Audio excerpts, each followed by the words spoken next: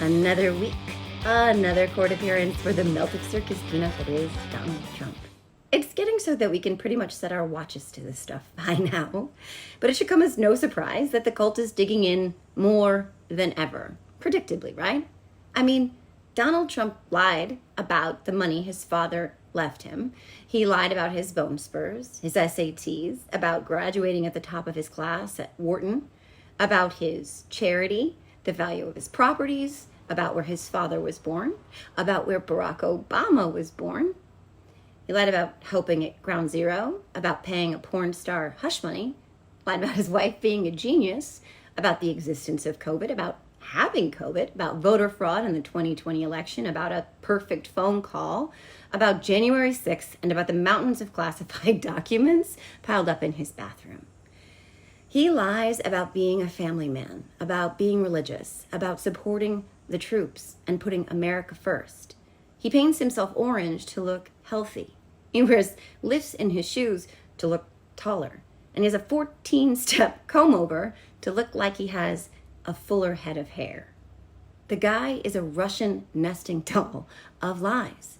But when you ask MAGA who they trust above all else, more than their friends, family, conservative media, religious leaders, more than their own eyes and ears, they say they trust Trump. And that is how you know it's a cult.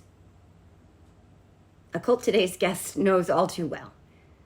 Rick Wilson is a renowned political strategist, infamous ad maker, writer, speaker, and political commentator, and co-founder of the Lincoln Project, a political action committee whose goal it is to hold accountable those who would violate their oaths to the Constitution and would place their loyalty to others before their loyalty to the American people and democracy.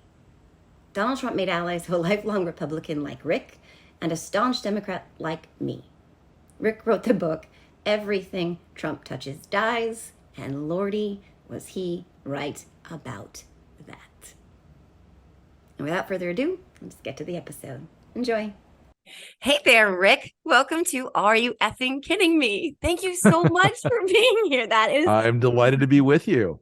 I'm so excited to have this conversation with you. I was just telling you sort of off camera that going way back to the before times, I got to meet you at a Pre-Parara event, and I also was at the Lincoln Project event at Cooper Union, and that was an incredible event, and you gave an incredible speech, and you made a big impact in the 2020 election, in my opinion. So thank you for that. Donald Trump and you agree on one thing at least. He blames us, so yeah. I mean, for his loss. Yeah, I love that too. That you're just like, "Hi, Donald, it's us," but it did. I believe it made an impact on the outcome of that election. I think that there were people who maybe were on the fence, if that's possible at the time, and your videos, your content might have helped, and I think it did help move them away from him.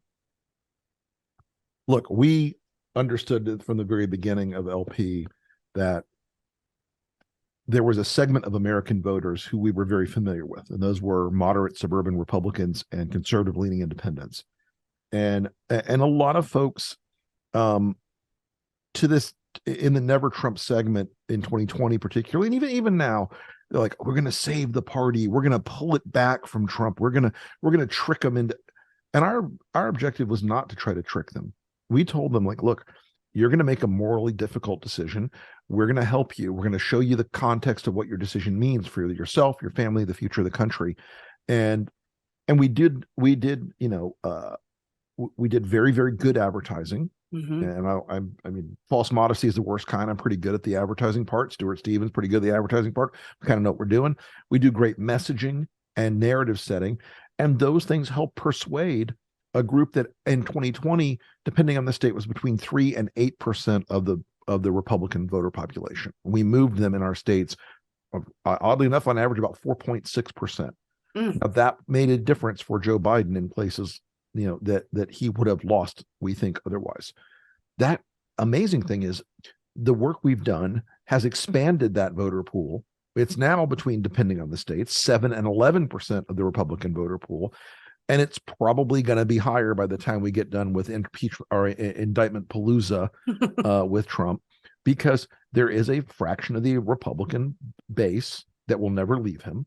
Mm. It's a large fraction, but there's also a group of voters that we know how to talk to, and we've done a pretty good job of talking to for the last 3.5 years, of explaining to them that, you don't have to accept the moral compromise of Trump. You don't have to believe that the only solution out there is either Trump or some imaginary demon like communism or Antifa or whatever, because it's not. Joe Biden's been a pretty center-left, moderate president overall. I mean, our progressive friends are not always thrilled with Joe Biden because of that. Yeah. But he was the guy who could beat Trump in 2020 in that field.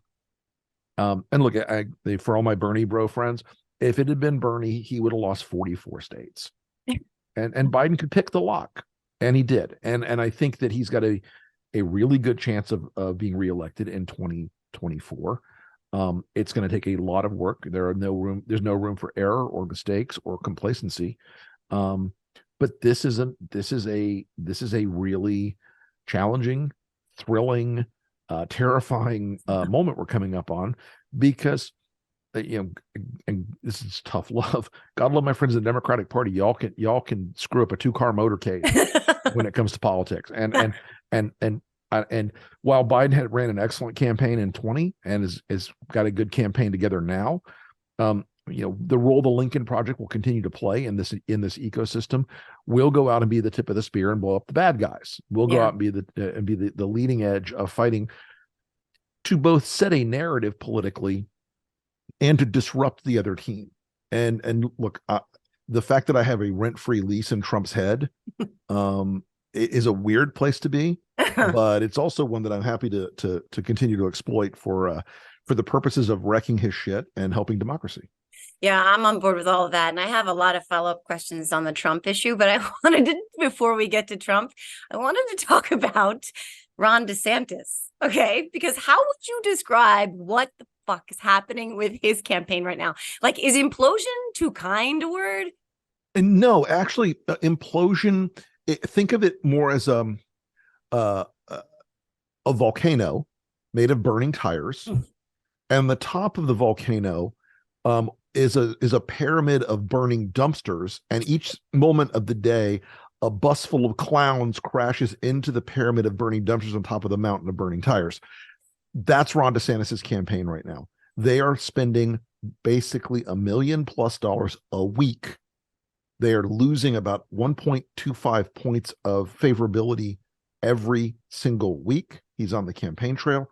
I said this to a lot of people back in November of 2021. Somebody asked me about Ron DeSantis running. I said, yeah, he's going to win the Florida governor's race. No problem. He's going to win it. It's Florida. I mean, it's my home state. I helped build the machine that was going to elect the guy.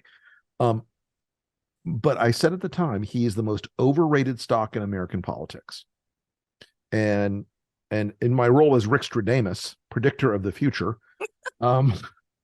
I have a really frighteningly good track record of predicting the bad things that Republicans are going to do. But I told people, I said, listen, he is going to raise a lot of money for the governor's race. He's going to try to transfer it over to his presidential, which he's done. Mm-hmm. And I said, and he's bait for the elite Republican donor class. Who are these people?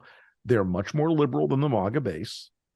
They tend to be pro-choice. They tend to be more moderate. They tend to be corporate. They're hedge fund guys. They're private equity guys. They're oil and gas energy executives. They're tech bros from Silicon Valley. And DeSantis having 2 Ivy League degrees, just ask him, he'll tell you. It's the worst cliche about the guy. His chip on his shoulder is so enormous that he's like, by the way, did you know I went to both Harvard and Yale? I graduated from both Harvard and Yale. JoJo, I'll tell you a quick story because it puts him in context. Before he ran for governor the first time, he was going to go see a private equity guy that I know and I've done work with in the past. And the guy says, what do you think of DeSantis? And I'd met Ron a couple of times at this point. He's still a congressman. Like, he's a backbencher, smart guy, I guess. I don't know him really well. I said, but he's got one quirk. I said, every time you meet the guy, he's going to mention Harvard and Yale. He's going to mention them like 100 times that he played baseball and he went to Harvard and Yale. And so my friend sits with him, and Ron DeSantis, out the second he sits down, he's like, as you know, I went to Harvard and Yale. And he says it like 3 times. And then my friend goes, Ron, I want you to know I went to Harvard and Yale, and I got my PhD from Stanford. And he said you could see the guy's brain go, deep, like the gears locked up in his head, because all of a sudden his like bullshit meritocracy signifier had gotten called by somebody who's actually more accomplished. And that's the weird thing about the guy is he had a very easy race for governor the first time, because God love Andrew Gillum, but everybody knew what Andrew Gillum was in the state of Florida. They knew that this was an illusion. He was not the next Barack Obama. He was a guy with a lot of personal problems, and those played out. And Gillum misread the state of Florida. He said, "Oh, well, it's all like Miami. It's all like South Florida. It's all like the progressive blue parts. Everything north of I-4 in Florida, folks. Democrats north of I-4 in Florida are like Republicans in Northern Virginia.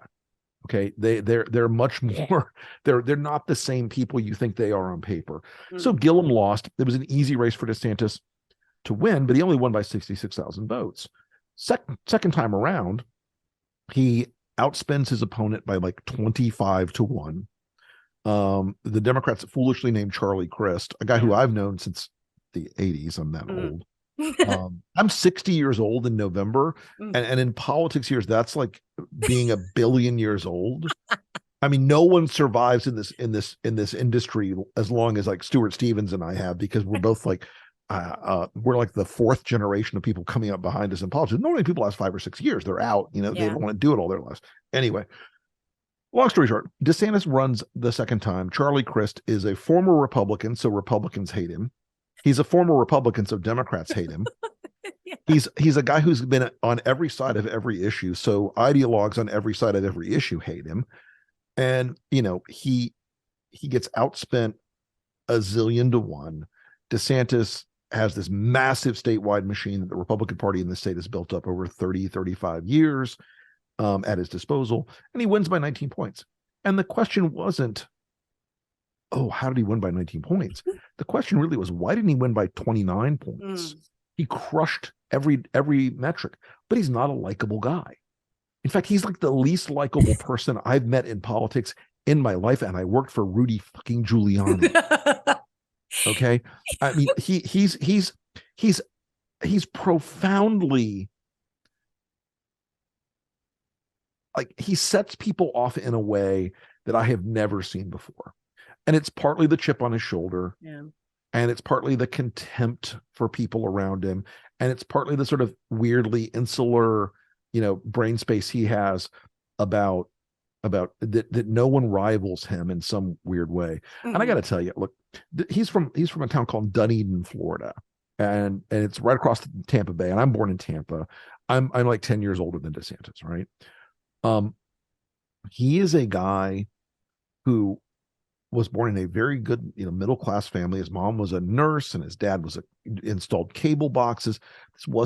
They weren't living in poverty. They weren't living in a ditch somewhere, but neither were they, elite by any standard. They were a classic American middle-class success story. Smart kid, gets into an Ivy. This should have been something that made him feel grateful and happy and fulfilled.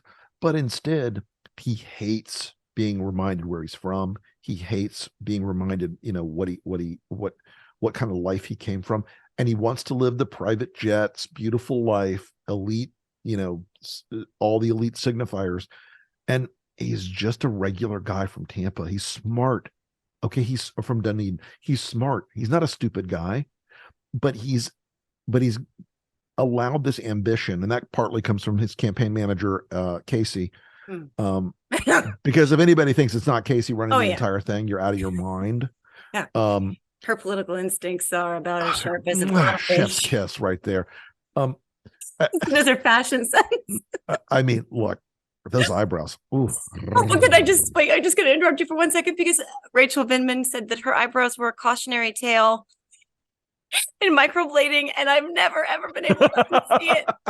Sorry, I love you, Rachel. She owns it. She said it. Sorry, go ahead. I love Rachel. Back to Casey being his campaign manager. No, but and they made a bet, because look, when Ron DeSantis was in Congress, he was kind of a Paul Ryan backbench guy. He wasn't a hair on fire evangelical or a culture warrior or even much of like a Tea Party guy. Mm-hmm. He was a constitutional guy. And a bit boring. But they got in bed with Christina Pushaw, who is his troll in chief, and bought in fully on this incredibly hostile culture war thing, where the real danger to Florida wasn't anything material. It was drag queens and books about Rosa Parks, because she was an activist, and we can't have that. So we've got a guy who's now gone so far over the cliff with book banning, with saying that drag shows are the equivalent of open pornography, all these things. And look, people should raise their kids like they want to raise their kids. Okay. Yeah. And the idea that you go to war with Disney because Disney makes a single critique of a bill that you have, that what the outcome is going to be. It's going to be every Karen in Florida is going to get every book that they don't like banned. And they've done it. Yeah. They've done it. And the Don't Say Gay bill is a scarlet letter on Ron DeSantis. He knows how badly it played, but he decided to plow through.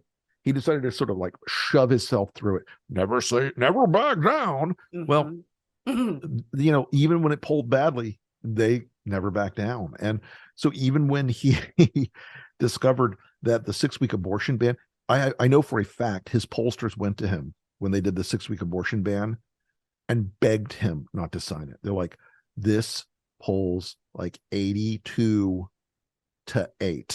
No, don't do this.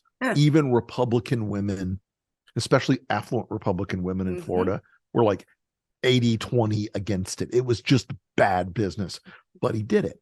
He plowed through with it. He's bought into this idea that the culture war is the one winning thing in American politics.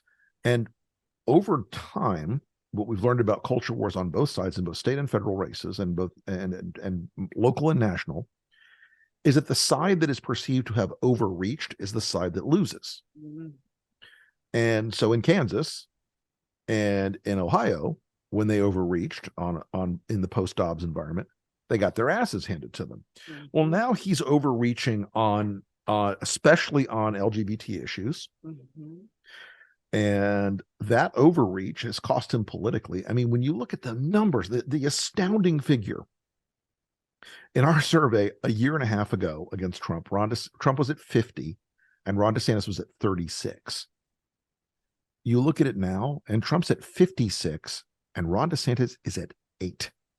The guy has managed to do the miracle of all political miracles. He spent money to lose position. And for the fact that he had, $80 million in the bank when he started, and he's got like 30 now, that's the worst ROI, unless you're secretly working for Joe Biden, that I've ever seen in my life. I mean, you couldn't make a campaign suck more than theirs has so far. It's amazing that he's more dislikable than Ted Cruz, because something you told me, I remember, never forgot it, was that the worst kept secret in Washington, D.C. is that everyone fucking hates everyone. Ted Cruz. Even Ted Cruz hates Ted Cruz half the time. Yeah. So that Ron DeSantis is more dislikable really is telling, but it's amazing to me too, because it's still almost as if someone handed him a checklist of what not to do. You said it yourself. He had the support of that wing of the party that has a lot of money. And he was like, I'm just going to shit it into the wind and roll the dice on doing this thing that no one thinks I should do. And there's no lane for me there. I'm going to run this culture war shit that Trump has basically cornered the market on. And that's going to be my ticket. And his political, I've heard, and Ron Filipowski told me this, and I'm sure you would tell me this too, that he is infamous for not listening to any other outside advice from anyone. It's Casey and no one else. And look, when you have a spouse who can give good advice, you have in politics a nuclear bomb. Okay. Yeah. It's one of the greatest assets you can possibly have. My old boss, George Herbert Walker Bush, had a spouse. Barbara Bush could give political advice. She understood the chemistry of people. And I've seen this with candidates in the past. And when they have someone who they can trust and who has good instincts, it's an enormous asset. When they don't, like Melania, who's basically like who stands behind Trump, shows up for whatever the metrics are in her prenup that she has to do X number of appearances per year. But the rest of the time she's back behind him, like looking like, I will go to Home Depot and buy shovel now. Burying you will be my greatest pleasure. Sorry, that's more of like a Natasha Badenoff voice, but close enough. No, I do a very bad Melania too. So very yes, I understand. Yes. Donald, I am going to have margaritas. I'm going to go dream about Justin Trudeau, who is now divorced because he's gay. Go to Barbie movie, obviously make him gay. Sorry, I digress. Indeed. No, but look, we're in a world where the Republican primary is realistically, it's a lot of folks in the media who would love to have a horse race. Yeah. And that's just a natural instinct. That's what political media is about. They want to cover a race. They want to cover a contest. But as I say, you can't make horse shit into a horse race. Right. There's no there. This right. is not there. There's just not a contest there in the traditional sense. So all these kabuki dance things that are going on with the debates and the various spritzing back and forth, until one of these guys is posting up in the 30s against Trump, right. routinely in multiple early states, it's not a race, and none of them are or can. Chris Christie and Will Hurd and some of these other folks that are all trying to make their way onto the debate stage and have some catalyzing moment with Republican primary voters. I'm sorry, but the Republican base is not the old Republican base. The Republican base used to be comprised of a few groups that everybody used to sort of understand inside Republican world. There were the foreign policy conservatives. There were the fiscal conservatives, economic growth types, free market types, and there were the evangelicals. Mm-hmm. Well, the evangelicals are there. They won the culture war inside the party, so they're still there, and they are with Trump lock solid. I mean, Mike Pence is 26 points underwater in his fave-unfave with Republican voters, and it's worse with evangelicals. That was his world. Those were his people. I mean, yeah. So you have no traction from any of these guys. The Republican voters are not crying out for Chris Christie to take the reins of the party. No. Even the people that are fantasizing like, oh well, maybe Glenn Youngkin will get in. Let me tell you something, folks. I'm an anthropologist, the Republican base. I've been around it literally my entire life since I was a child. They hate me because I come from the cult, and I know exactly what they're thinking all the time. The people that believe that Glenn Youngkin, that the Republican base is crying out for a private equity guy who's secretly liberal with a sweater vest. If you believe that, I have a degree from Trump University to sell you, because that is just bonkers. That is just insanity. So look, he has the nomination. We're going to go through this kabuki dance for the next, 3.5 months, 4 months. And when he wins the first few primaries, and even if he loses Iowa, because, look, who's won Iowa in the past? Ted Cruz, not president. Rigged. Rick Santorum, not president. Pat Robertson years ago, not president. On and on. You can go way back. Yeah. The Iowa caucus is not representative. But as Trump rolls up these early states, and as he starts winning the big states, and look, Ron DeSantis is 25 points behind Donald Trump in Florida. If you're not going to win your home state, you're done. What are you doing? Ron DeSantis is going to place 4th in South Carolina, or 5th maybe. Nikki Haley is going to place a distant second to Donald Trump in her own home state. None of this is going to matter in the end. No. And so, I tell Democrats this all the time. I'm like, get your heads on straight. Don't expect miracles. Expect work. We have a lot of work ahead in the next 450, I think it's 450 today, 450 days. We have a lot of work to do, because if you think that Trump's going to be in jail, or if you think somebody's going to rise up in the Republican Party and take him out, again, that's magical thinking. Hope is not a strategy in politics.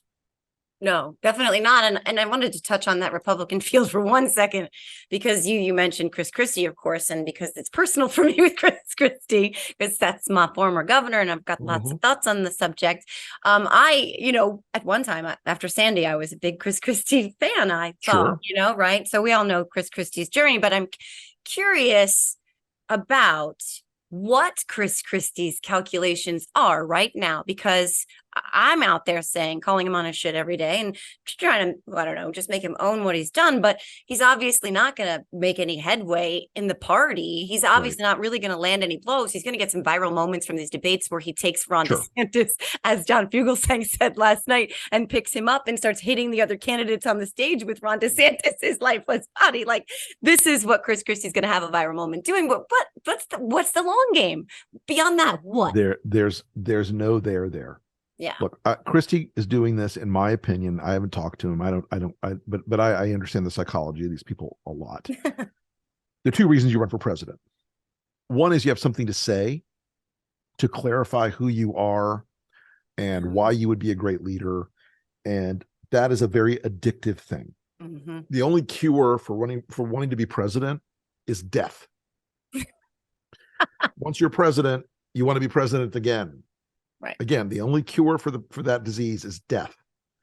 But in Christie's case, he is trying to expiate the sins of the last 6 or 7 years. Remember, Chris Christie served as a foil for Trump in the 2016 debates. He knew exactly what he was doing. He was very clear when he took out Marco what he was doing.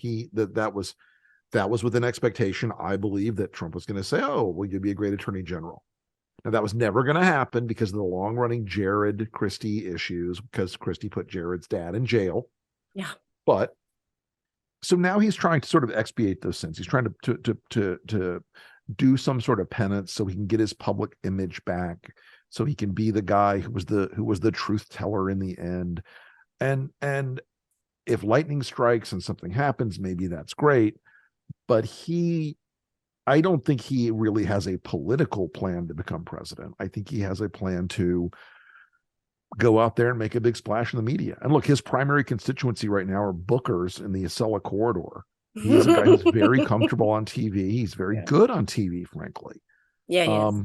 And he's not stupid. He's another one of these guys who's not stupid, but he made a very poor decision by backing Trump.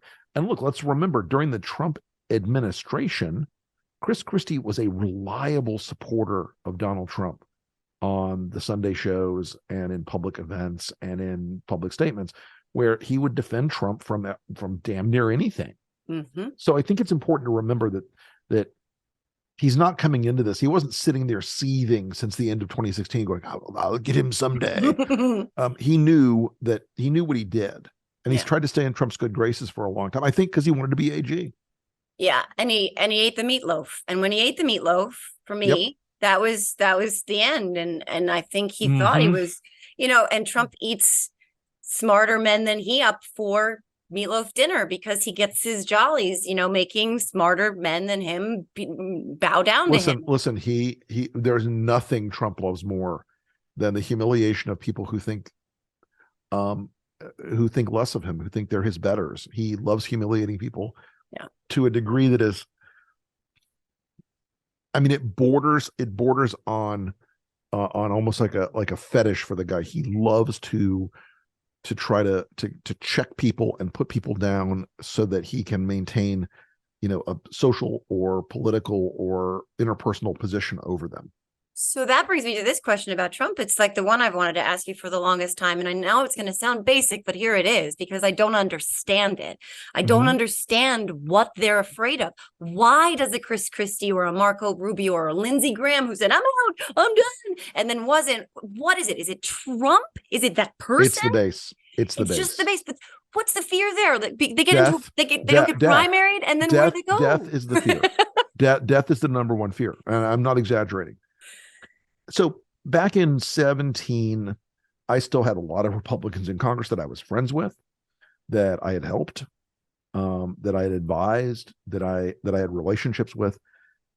And one by one, they'd go out and do their town hall meetings at first. And they kept hearing talked about this in my first book. They kept hearing a variation on this theme that somebody would say, "Are you going to be with Trump 100% of the time?" And if they said the right thing, like, "No, you know what? I want to support Donald Trump. I backed him in the campaign. I want to work with him on regulatory and tax cuts and this and that," it didn't matter. If you didn't say, "I will always do everything Trump wants 100% of the time. I will never think for myself." Even if if Trump wants to put a nuclear waste dump in a kindergarten in our district, I'm going to say yes, because that's Trump. And the people that are at the Trump base are comfortable with threats and comfortable with the promise of violence. Yeah. And they proved it over and over again. We've seen it over and over again in small scale and in large scale. And on January 6th, there was a real moment for the Republican Party to say, "Fuck this, we're done. No more. That's it. We're disqualifying this guy forever. We're getting him out. We're going to cut him off. We're going to end this movement, and we're going to take a hard hit for it, but it's worth it because it's the right thing to do, because it gets back to the traditional belief in the American Republic and American democracy." And they couldn't do it. They're afraid. They're afraid of him primarying them, and they should be, because Trump would much sooner lose a seat if it hurt a legitimate Republican that opposed him. Right. I mean, that's just the truth. I mean, look, you saw that way back in 2017 in Alabama. Mm-hmm. They backed Roy fucking Moore. And for all their obsession with, "Oh, the pedophiles are coming," Roy Moore was a legit fucking creeper. Mm-hmm. And they went down there with all guns blazing, trying to get this guy elected, and they could have easily held the seat. Now, look, they got it back over time because it's Alabama. Mm. But at the end of the day, elected Republicans fear and loathe the Republican base in a degree that would shock you. Because let's look at the House caucus for a second, round number it, and say there's 200 Republicans in the House caucus, just for round number sake right now. About 60 or 70 of them are actual crazy people, are actual cuckoo pants, lunatic nut jobs. Lauren Boebert, Andy Biggs, Paul Gosar, Marjorie Three Toes, all the weirdos, right? Matt Gaetz. I'm going to put Matt in a different category. Okay. Because Matt is actually smart. Okay. Don't underestimate Matt Gaetz. He's smart. Matt is using this to get famous. Yeah. That's all he wants to be. He wants to be famous. He wants to be Tucker Part 2 or governor of Florida. He's going to get one of those jobs at the end of this thing. But the rank and file, the Kevin McCarthy's, they may bow to the mob, and they do all the time. Yeah. But they are terrified of the Trump base. They don't want to be those people. They would love an exit ramp. They're not going to take it unless everybody else does at the same time, and Trump is dead. And they've proven that the body's been dismembered, and that the dismembered parts were eaten by wolves, and then the wolves were killed and put in a concrete vessel, and the concrete vessel was sunk into the bottom of the Atlantic Ocean. They're so terrified of the word Trump. You wake them up out of a sound sleep and say Trump, and they'll pee themselves. They're so scared. But this is a party that is fully compromised, and as of right now, it cannot be saved. That was when I was going to ask you that too. I was going to ask you that. I have two parts to this follow-up, because I want to ask you that on the other side of the first part. Okay. Right, which is, to what end? Because yes, they're afraid that they'll get primaried. Yeah, they'll probably lose their primary if they go up against Trump. But then why are they doing why are they even, other than Matt Gaetz wanting to get famous, or Marjorie Taylor Greene wanting to, I don't know, kill babies. I really don't know not kill babies, kill dogs, puppies. I don't know, something evil. But what if there's no path for them to move further in a political way, and then they're not getting any of the actual things they may believe, if they have any beliefs? What is it that it represents to them? Just a lack of access to power? I don't even understand it. So when Trump was elected at the end of 2016, there were a lot of Republican lobbyists in DC who were there from the Bush era. Not only W, but from Bush 41, my first start in this whole shenanigan. And these people were like, we're going to try to put mature people around Trump. We're going to try to give him paths to do the right thing. We're going to try to make sure that we don't don't isolate him so that he will do stupid things. We're going to try to convince smart people around him to do the smart things. And they learned there is no way that grown-ups get in the room. There's no way that the grown-ups win. And so they just gave up. It's all transactional. It's all about, do I get my tax cuts? Do I get my money? I mean, one of the people who wrote the 2017 tax bill is somebody I've known for 20 years, 25 years. And I asked them at the time, I'm like, so you hate Trump. You hate him with the passion of a burning sun. Why are you doing this? And said to me, you know what? First off, I'm a lobbyist. I've got clients. I got to do this for my clients. And second off, I might as well get something out of this. And yeah, they got a beach house out of it or whatever, some giant bonus, whatever. But that transactional nature of DC is a really pernicious and dangerous aspect of this entire question, because when people make moral justifications for doing immoral things, they always sort of, oh, well, if it wasn't me, somebody worse would have done it. If I don't do it, you know, it could be a much more terrible outcome. I can steer the ship in the right direction. And I wrote a op-ed in the Washington Post in 2017. I said, if you are working for Trump, it's time to quit. This is after he fired Comey, and we sort of knew where the things were going to all go. And I had a lot of my friends inside who were like, I have to stay. I can fix it. I can save this thing. I can turn it around. And no one could. It's all just self-serving nonsense. But there are a lot of people in the Republican Party who believe in that self-serving nonsense. They think they're the one who can swing a deal. They're the one who can convince him to do the right thing. They're the one who can like get their fingerprints on something good from him for once. And it's an impossibility. But there's also a very dangerous part of the Republican Party, and the Democratic Party is not immune to this phenomenon of political tribalism, where you know, oh God, if I ever violate the tribe, I'm thrown out into the cold. And they're not even wrong. It's real. Trust me. I know.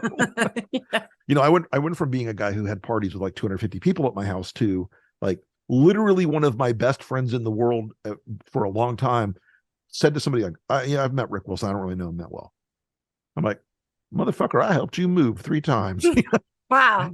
You know, but that tribalism is very scary for them. Most people do not have the means and the mental strength to do it. Most people don't have the ability to say, you know what, I know this sucks. I know it's going to cost me a lot of money. I know it's going to be terrible, but I'm not going to play this game anymore. I'm going to liberate myself from this mess. And they just can't do it. Most people just can't do it. It's really sad because, I mean, President Biden said that groups of Republicans have come to him in private and told him they agree with things that he's doing, but they can't say it publicly. And it just makes me, as a person who fundamentally believes in and loves, you know, this country and the democracy in this country, like, it makes me so angry because it's such cowardice. And it's like, what are you doing there? But the other side of the question I wanted to get to was, is there a Republican Party on the other side of Donald Trump? What does it look like if it is? So I have good news and bad news. America needs a center-right party. Okay, I don't want us to be a one-party state. I think that the one-party states tend to fall into very bad places, whether they're right or left. They tend to exceed their ambit. I think we need a center-right party that believes in the Constitution and the rule of law and individual liberty and you know, free markets and decency and respect and honor.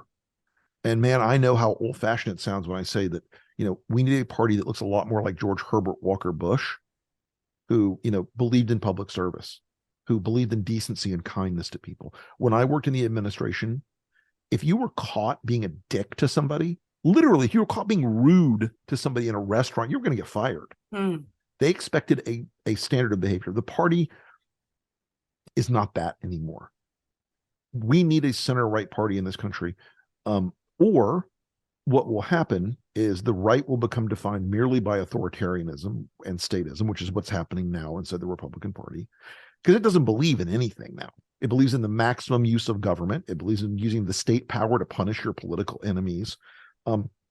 It believes in that the law only applies to the people that are lesser than you in some social status. And so I think we need that party. I don't think it's ever going to be the Republican Party. I think it has poisoned itself to a degree that it is very difficult to see how it recovers. And even the people that are right now who say, "Oh, I oppose Trump, I want to save the Republican Party," when you ask them if Trump's the nominee, are you going to vote for him? They say, "Yeah, of course I am," because that's a bridge too far for party loyalty alone. When this country, I like I said, I really believe we need a dynamic between the parties. We need ideas competing again. Because look, I'd love to go back to the era where we fight about what should the top marginal tax rate be, 38.5% or 38.2%? Those sort of fights. How many parts per billion of carbon should be in the atmosphere? Is it 402 or is it 361? Those kind of fights. That's what a mature country fights about. That's what a country that gives a shit about things fights about. You have debates and discussions, and you wrestle through difficult questions. But right now, the Republican Party is in this post-policy era where it just believes in power, and it just believes in authority, and it just believes in control.